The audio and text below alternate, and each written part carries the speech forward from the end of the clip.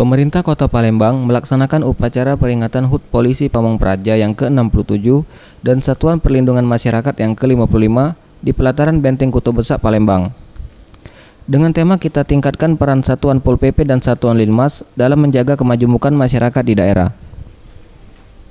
Dalam peringatan HUT yang dipimpin Harno Joyo selaku Wali Kota Palembang ini, juga menampilkan pertunjukan bela diri dari para petugas Pol PP dan Linmas, juga nyanyian yel-yel penyemangat khas dari Satuan Polisi Pamong Praja Kota Palembang. Ditemui usai kegiatan, Harno Joyo selaku Wali Kota Palembang menyampaikan, di momen HUT Pol PP dan Linmas tahun ini dapat menjadikan figur dari Pol PP dan Linmas lebih elegan dan baik, ramah, dan mengayomi di mata masyarakat tanpa adanya sikap arogansi. Pada momentum ini juga telah dibentuk Satpol PP Pariwisata sebanyak 2 peleton atau sekitar 60 orang yang nantinya akan ditempatkan di tempat wisata yang ada di Kota Palembang.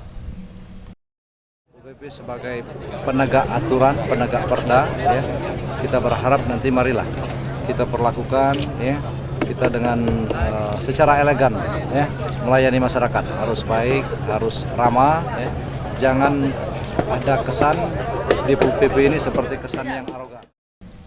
Sementara itu, Alex Ferdinandus selaku Kasat Pol PP Kota Palembang menyampaikan, Satpol PP dan Linmas dapat memberikan pelayanan sebaik-baiknya pada masyarakat, dapat menerapkan perda dengan seadil-adilnya dan dekat dengan masyarakat.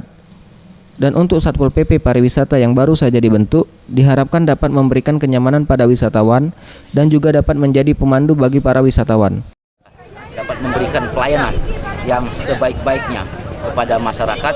Kita sebagai polisi Pamong Praja dapat menegakkan perda dengan seadil-adilnya, dan kita sebagai polisi Pamong Praja harus humanis, artinya kita dekat dengan masyarakat.